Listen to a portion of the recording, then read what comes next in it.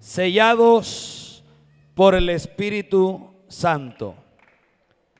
Como los demás pueblos del Medio Oriente, pueblos babilonios y egipcios, los hebreos llevaban un anillo de sellar o un sello.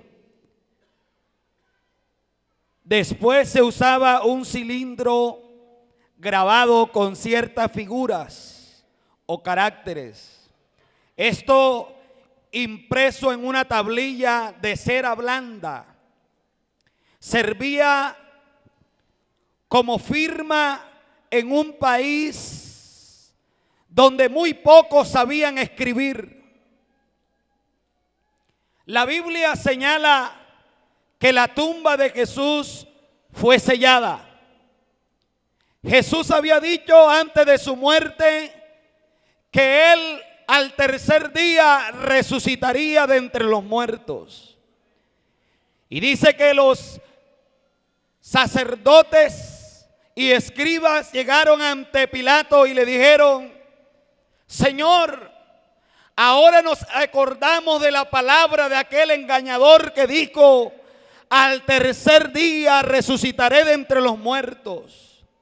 Te pedimos que nos des una guardia de soldados para que ellos vayan y custodien la tumba de Jesús, porque no vaya a ser que los discípulos del maestro tomen el cuerpo, lo hurten y ellos comiencen a divulgar entre el pueblo que Jesús ha resucitado y venga a ser el mal peor que el postrero o que el primero.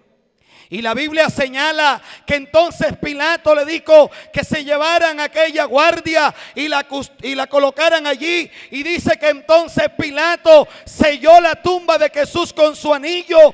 Y eso estaba indicando que esa piedra no podía ser removida. El sello estaba indicando que lo que estaba allí impreso no podía ser abolido. Y la Biblia señala entonces que la custodiaron 3 días y que el anillo del rey estaba allí como una señal de la autoridad de ese entonces. Pero ¿sabe qué sucedió? La Biblia dice que al tercer día algo sucedió y fue que esa piedra comenzó a removerse, comenzó a rodarse y no la movió una mano humana. Algo glorioso, algo poderoso descendió del cielo y esa piedra tuvo que moverse, porque ¿sabe quién era el que se iba a levantar? Aquel que abrió sus brazos en la cruz del Calvario, el cual no es otro sino Dios que se había manifestado en carne. Hay una alabanza para su nombre. También la Biblia señala que el edicto en tiempo de Daniel fue sellado conforme a la ley de Media y de Persia. Y entonces en la antigüedad se usaban estos sellos y estaban implicando que ese sello no podía ser abolido porque era una ley que estaba establecida. Indicaba que lo que tenía el sello tenía pertenencia de ese pueblo y no podía esa ley ser abrogada. La Biblia señala que Daniel era uno de los jueces y era el principal entre 120.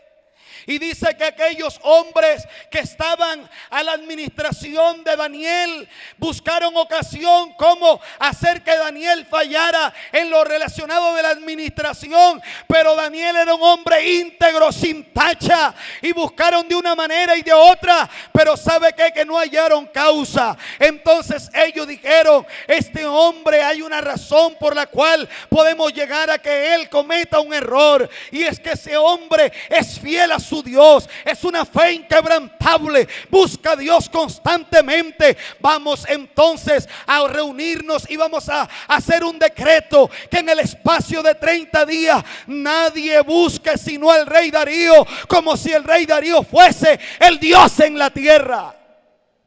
Y dice que entonces aquellos sátrapas fueron ante el rey Darío y le llevaron el edicto y le dijeron: oh rey Darío, para siempre vive, hemos ha hecho este edicto y queremos que tú lo mires. Hemos llegado a un acuerdo que en el espacio de 30 días nadie haga petición a otro Dios sino a ti. Y cuando el rey Darío leyó aquello, le pareció bien, se sintió agradable, porque era un estatus que estaba recibiendo como si él fuese un Dios en la tierra. Y dice entonces la Biblia que el rey Darío firmó el edicto. Y cuando él lo firmó, Daniel supo que eso se había consolidado. Y que entonces todo pueblo tenía que llegar, o toda persona tenía que llegar e inclinar su rodilla ante el rey y hacer petición como si fuese un Dios. Pero Daniel, ahora más que nunca, como lo solía hacer antes, abrió las ventanas que daban hacia Jerusalén y doblaba su rodilla ante el único que hay que doblarla, ante el Rey de Reyes y Señor de Señores. Y hacía su petición como lo sabía hacer antes y le daba gracias a su Dios. Y llegaron aquellos hombres maliciosos y vieron a Daniel como estaba postrado buscando a su Dios. Y entonces llegaron ante el rey Darío y le dijeron: Rey Darío, para siempre vive. Hemos hallado a un hombre que ha quebrantado el edicto que tú has firmado. Y tú sabes que ese edicto no puede ser abrogado porque está firmado por ti conforme a la ley de Media y de Persia. Y tú has establecido algo, que el que viole este decreto que nosotros hemos hecho y que hemos firmado, sea echado en el foso de los leones.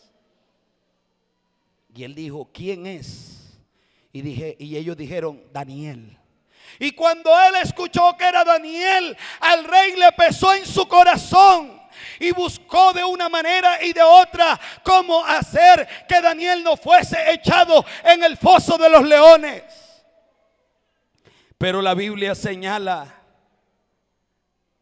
que ellos lo rodearon y le dijeron: no puedes abrogarlo.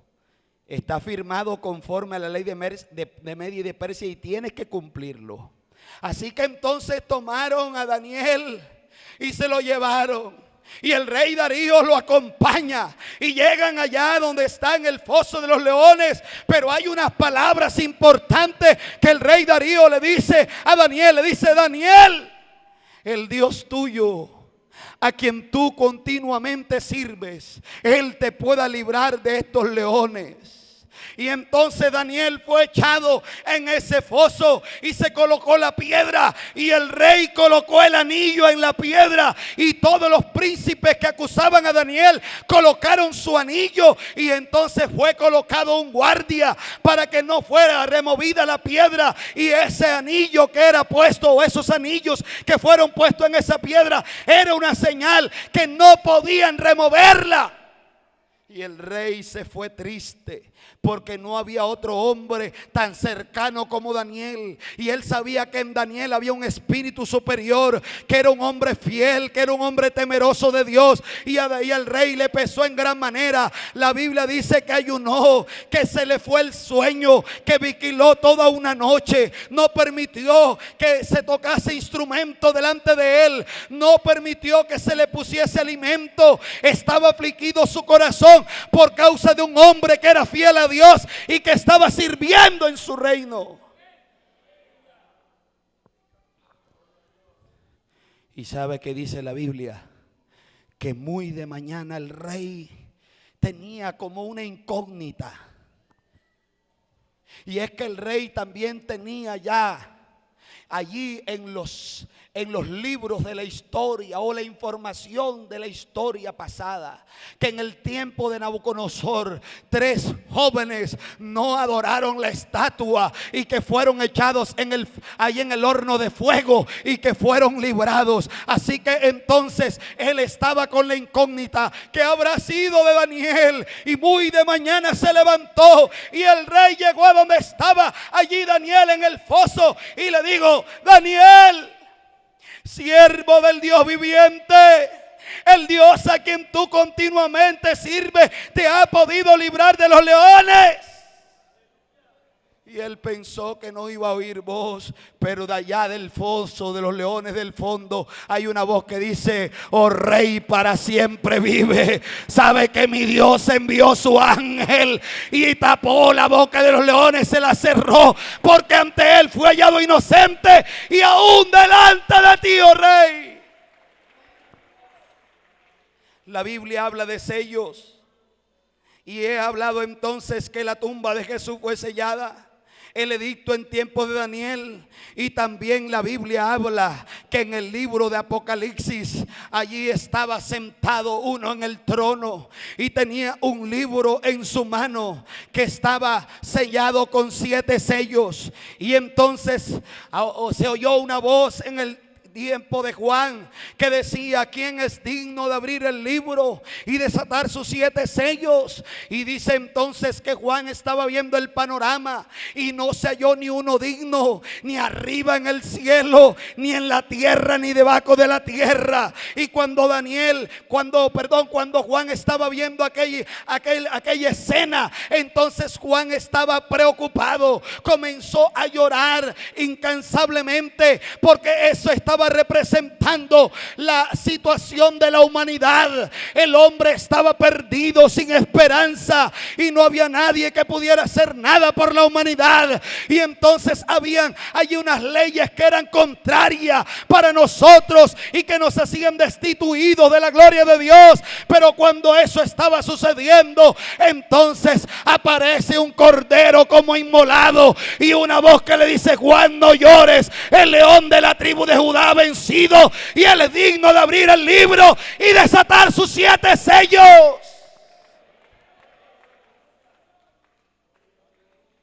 Metafóricamente se usa la palabra sello para la circuncisión en el espíritu de los convertidos. El sello contenía una marca distintiva que representaba al individuo que lo poseía. Fueron usados aproximadamente 3000 años antes de Cristo. Variaban en sus usos. Unas veces lo usaban en el cuello o en el dedo. La Biblia dice: en el tiempo de José, entonces Faraón quitó su anillo de su mano y lo puso en la mano de José. Cuando José llegó a la tierra de Egipto, llegó como un esclavo que fue vendido. Y entonces José comenzó a trabajar en la casa de Potifar y allí estuvo como empleado. Pero entonces Potifar comenzó a ver que la gracia de Dios estaba con él, que la mano de Dios estaba con él y que en él había algo diferente. Entonces lo puso como administrador de todo lo que tenía. Y entonces después de eso, la mujer de Potifar puso sus ojos en José y lo sedujo y lo invitó a dormir con ella en su alcoba. José se rehusó, no quiso estar con ella, y por causa de guardarse en su integridad para con Dios, fue echado en la cárcel y allí demoró un tiempo, pero de allí salió para gobernar.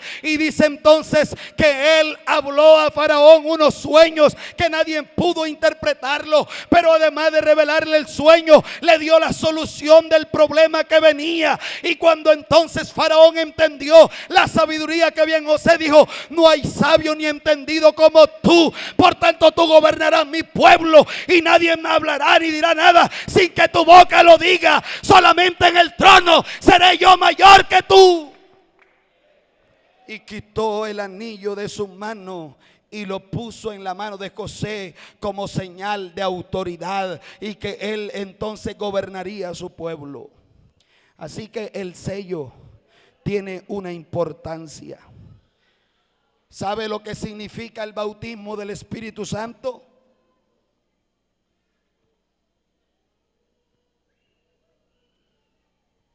Y aquí sí quiero invitar esta noche, porque es el cierre de nuestra convención. Yo quiero invitar a la iglesia, que es la mayoría la que está reunida aquí. Quiero invitar en esta noche a la iglesia, yo quiero invitar a todos los que son bautizados en el nombre de Jesús y a todos los que han recibido el Espíritu Santo, que por un momentico usted me levante la mano. Usted que ha sido bautizado y que ha recibido el Espíritu Santo, levante la mano. ¿Sabe usted lo que representa el que usted tenga el Espíritu Santo en su vida? No la baje, por favor. ¿Sabe lo que representa para usted el que usted haya sido bautizado con el Espíritu Santo? Porque hemos leído un texto que yo quiero que usted le preste toda la atención posible, porque él dice: en él también vosotros, habiendo oído la palabra de verdad, el evangelio de vuestra salvación, y habiendo creído en él, fuiste sellados con el Espíritu Santo de la promesa. Hay algo importante que ha sucedido en tu vida, y yo no sé si en esta noche habrá de pronto en tu vida, en estos días que hemos estado aquí reunidos, donde ha habido palabra del cielo, donde Dios ha hablado de una manera muy especial. No sé qué has sentido, qué has vivido allá en lo interno de tu corazón, pero yo quiero decirte en esta noche que el poder del Espíritu Santo ha estado aquí con nosotros, y usted esta noche no se puede ir de aquí de una manera vacía. Esta noche tiene que permitirle que el Espíritu Santo toque la fibra de su corazón.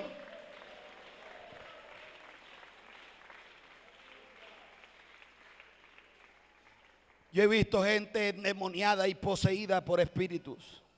Y la gente que son poseídas y endemoniadas por demonios, por espíritus, sabe que si uno ve en ellos como una tristeza, uno ve una desesperación. Ese espíritu que invade esos cuerpos no produce paz, no produce alegría, no produce gozo. Pero sabe que le voy a decir, yo no he tenido una experiencia más grande como es sentir que el Dios del cielo se mueva en la vida mía, se mueva en la vida de todos aquellos que hemos aceptado a Cristo como nuestro único y suficiente Salvador. ¿Ha tenido usted una experiencia más grande que esa? ¿Ha tenido usted una experiencia más grande que esa? ¿Le preocupa cuando Él no se hace sentir en su vida? ¿Se siente usted bien si Él se mueve o no se mueve? Si lo siente o no lo siente, usted se siente igual, de la misma manera, o usted le preocupa, o usted siente que le hace falta algo. Qué lindo es cuando le permitimos a Él que se mueva.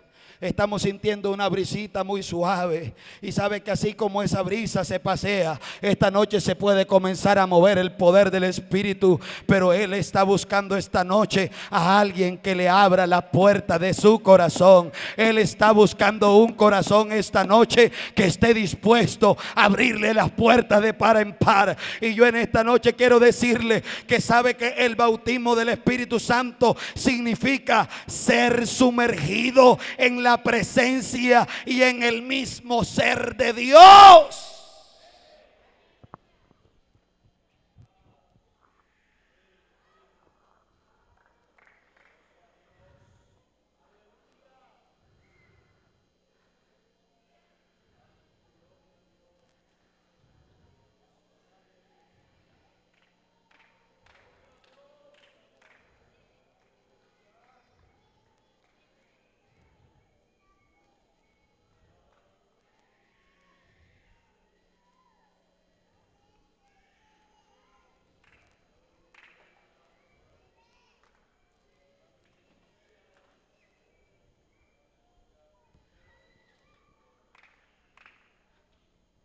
Dios está buscando un corazón.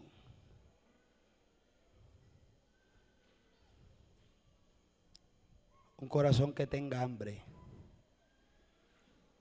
que le gusta. No hay una presencia más linda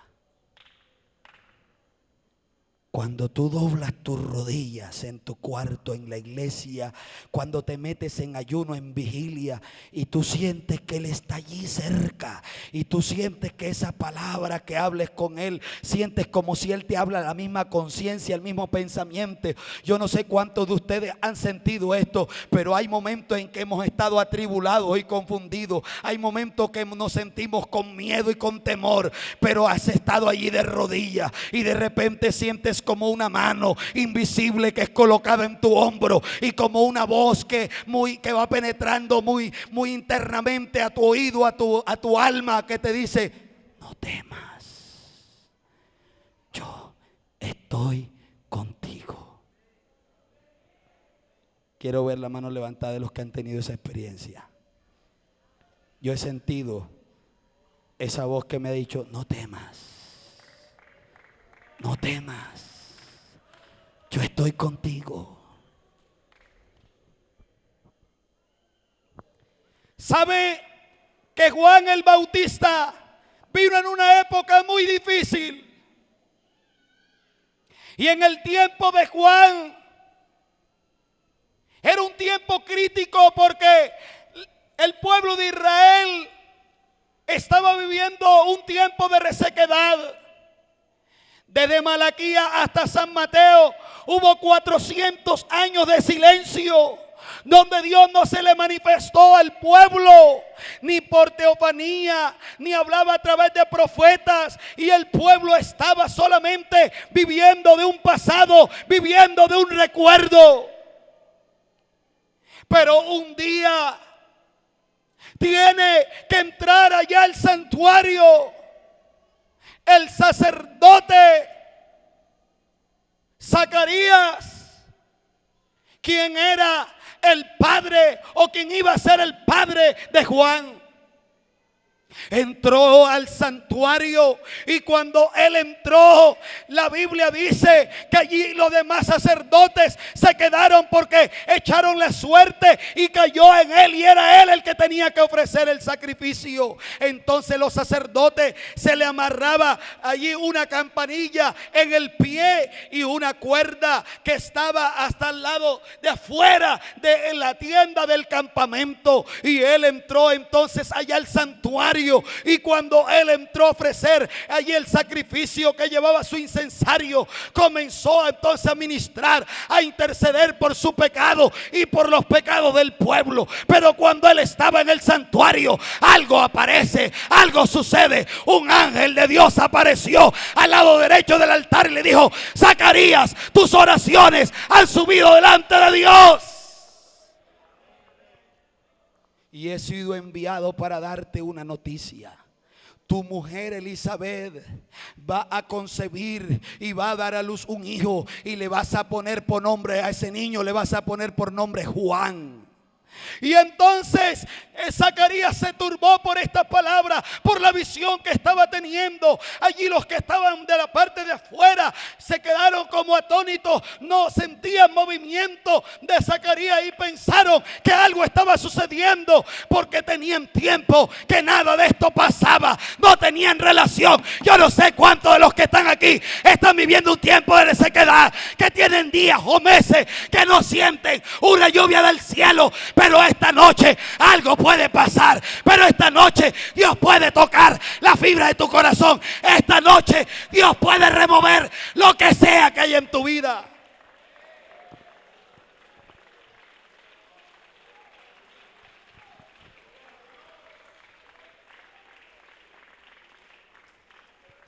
Y dijo Zacarías: ¿y en qué conoceré esto?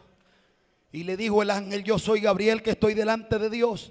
Y por cuanto no has creído lo que te he dicho, quedarás mudo hasta que la palabra se cumpla.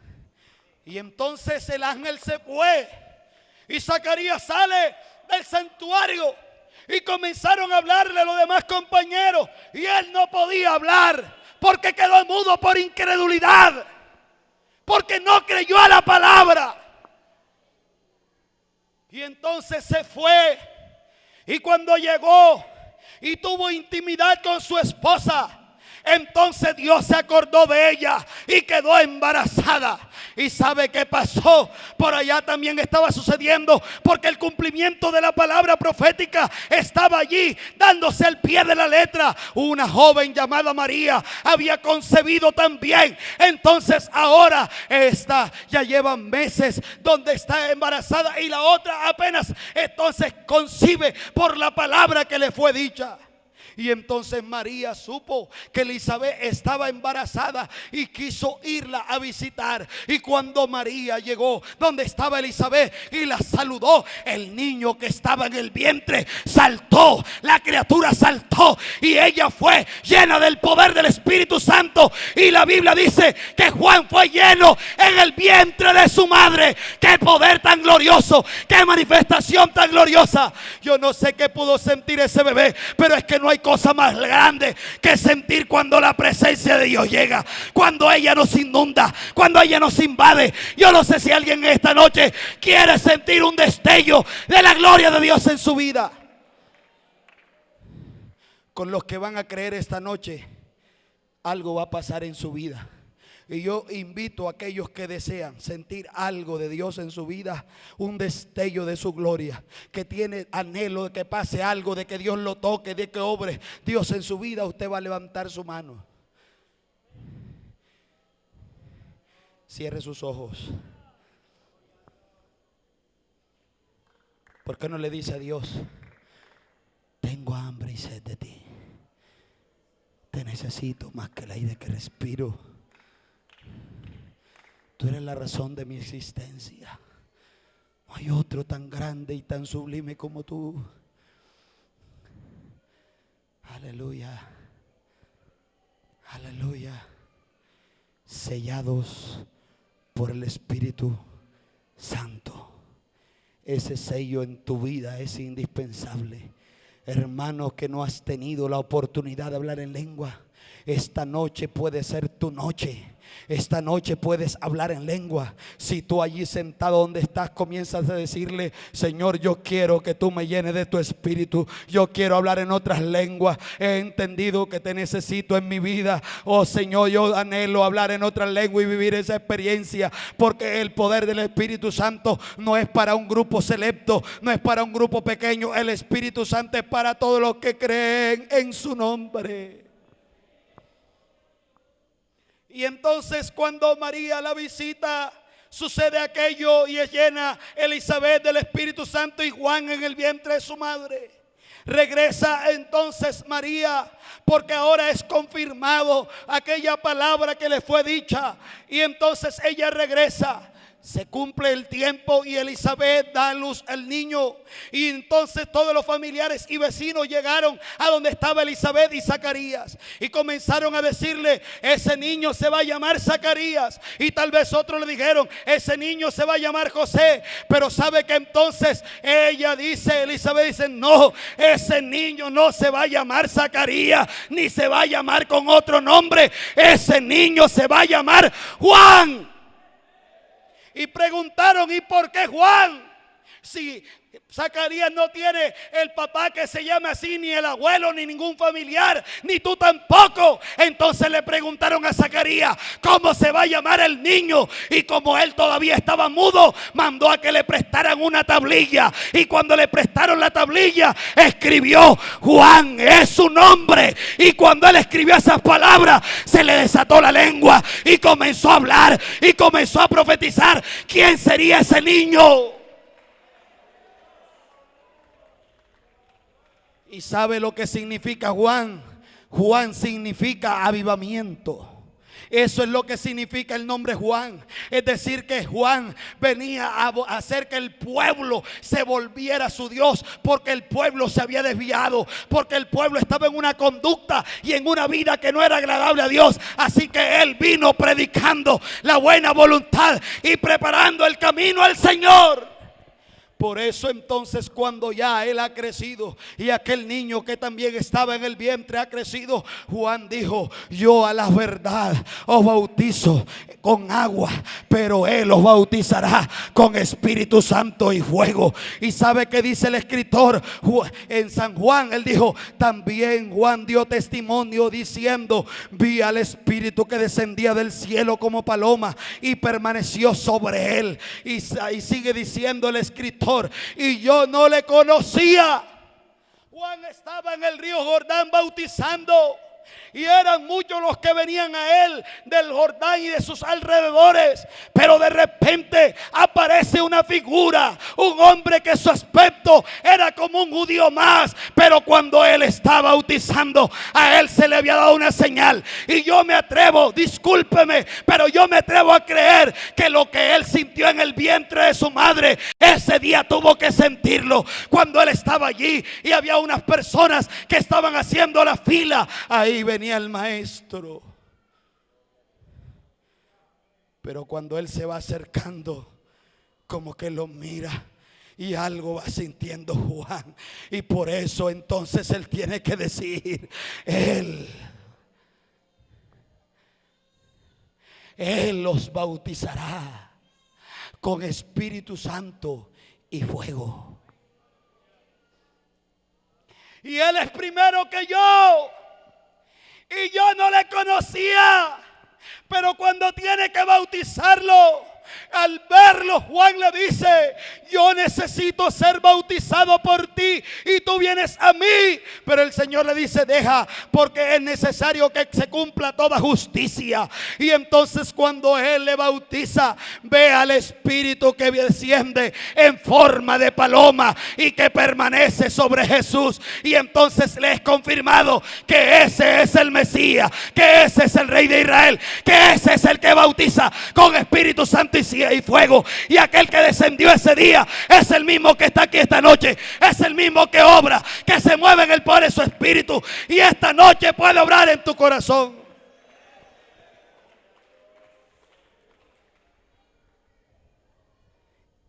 Y voy a terminar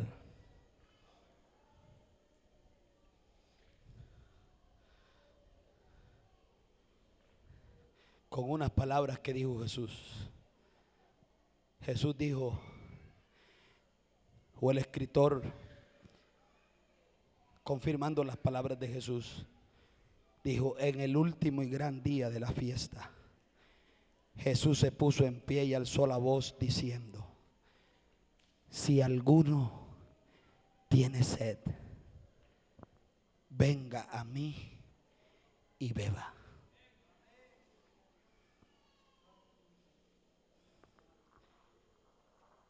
Si alguno tiene sed, venga a mí y beba. Este programa se acaba hoy. Y usted vino aquí y sigue los cultos.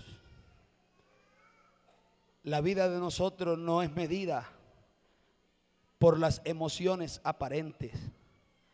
La vida de nosotros es medida por el fruto del Espíritu y por el fruto de vida cristiana que nosotros demos. Pero también es cierto que la vida espiritual se mide en una verdadera relación que hay entre el creyente y Dios. ¿Qué instrumento tomaremos esta noche para medir tu espiritualidad y la mía? ¿Quién conoce lo que hay en tu corazón esta noche? ¿Quién conoce lo que hay en mi corazón? Ni conozco lo que hay en tu corazón, ni usted conoce lo que hay en el mío. Pero el poder de Dios que está aquí esta noche, o el poder del Espíritu Santo que está aquí, discierne nuestra mentalidad, discierne nuestros corazones. Él sabe cómo viniste a este culto, qué tanto te hace falta de Dios en tu vida. Hay momentos en que nos sentamos y a veces demostramos con nuestra actitud que estamos como completos, que no nos hace falta nada.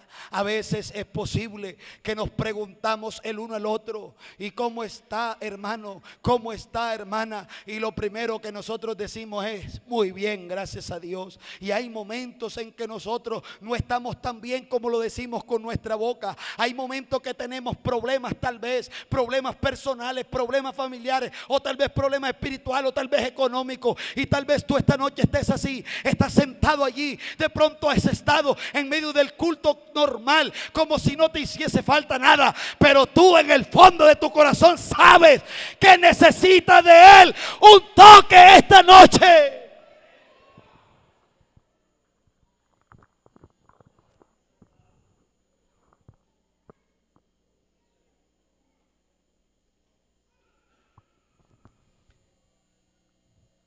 ¿Quién tiene sed de Él? ¿Quién tiene sed de Él?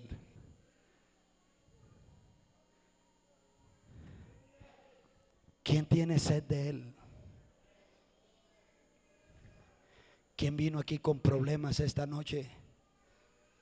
¿Habrá alguno sincero que pueda levantar la mano y decir: yo vine aquí a este culto con problemas?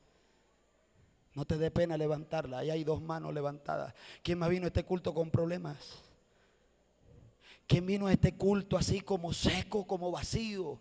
¿Quién tiene la fuerza de voluntad para levantar las manos y decir: sí, mi vida está viviendo un momento crítico de resequedad, he intentado sentirlo, hoy llevo meses que no hablo en lengua? Sabe que estuve en un lugar y estaba predicando, y una joven después del culto me dijo: hermano, estoy agradecida con Dios, pero también le doy gracias a Dios porque lo ha traído. ¿Sabe por qué? Porque llevaba muchos meses que no sentía el Espíritu Santo, pero esta noche lo he sentido. He hablado en lengua, sentía como que Dios se había ido de mi vida. Y es que no hay algo mejor que sentir la gloria de Dios y vivir en este mundo que hoy significa como si fuera un desierto. Solo no podemos enfrentar a este mundo, y vacío mucho menos.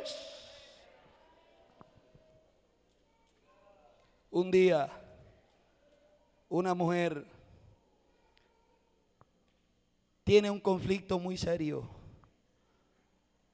La Biblia dice que Isaac estaba de cumpleaños y estaban festejándole el cumpleaños, y por acá estaba Ismael. E Ismael se burlaba de Isaac. Sara observó al muchacho y se dio cuenta de la manera como se burlaba de Isaac. Y eso a ella le desagradó, y se fue a su esposo Abraham y le dijo: quiero que despidas a tu sierva y le diga que se vaya de mi casa. Échala de aquí, de esta casa, porque no va a estar con nosotros. Y esta problemática trajo un enfrentamiento entre Abraham y Sara. Y tal vez son uno de esos momentos de conflicto de hogar, donde hay cruces y roces de palabra, donde hay disgusto, y él un poco enojado y la esposa también. Por allá está Abraham un poco enojado y con un conflicto que no haya que hacer. Y Dios le habla a Abraham y le dice: no te parezca grave lo que te ha dicho tu esposa, escucha lo que ella te ha dicho, porque no va a heredar el esclavo con el hijo de tu esposa. Haz todo lo que te ha dicho. Y Abraham, aunque no, en el fondo de su corazón no estaba contento, tomó un odre aquel día lleno de agua, tomó pan, lo puso en el hombro de Agar, le dio el pan y despidió a su esposa y al muchacho. Y ese día era uno de esos días conflictivos que uno como que se le pierde el horizonte y no sabe a dónde ir. Va la mujer errante por un desierto con su odre en el hombro y con la ración. Quizás llegaron cansados, habían quizás caminado 2 horas o yo no sé cuántas, pero se sentaron, tomaron agua, compartieron el pan y así siguieron caminando sin saber a dónde iban a ir, hasta que se acabó el agua y se acabó el pan. No tenía casa, no había conocidos, estaban en un desierto desamparados. El niño ya ha caminado bastante con ella y tiene hambre, pero no hay nada que darle. Y sabe que entonces cuando el niño le pide de comer y ella no tiene que darle, para ella hay un conflicto, no ve solución. Y lo primero que hace es tomar al muchacho y echarlo en un arbusto a que se muera. Pero estando ella allí, hay alguien que se le aparece, confundida, triste, y le dice: Agar, ¿qué tienes? Si hay alguien que te entiende cuando estás pasando momentos difíciles, se llama Jesús. Si hay alguien que sabe cuando tus fuerzas ya no dan más, cuando crees que todo se ha perdido, cuando tú crees que ya no hay esperanza, si hay alguien que te entiende, y aparte de entenderte, si hay alguien que tiene la solución, se llama Jesús. Y el muchacho lloró porque estaba expuesto a que una serpiente lo mordiera, a que una fiera lo devorara. Y él quizás también estaba con miedo y de pronto allí no sabía qué hacer, desamparado. ¿Cómo es que mi madre me abandona aquí y mi padre me ha echado? Había un conflicto grave en él. Pero él lloró y hubo alguien que escuchó su llanto. Hubo alguien que miró ese conflicto y le dijo: Agar, ¿qué tienes? He oído el lloro y la voz del muchacho. Levántate.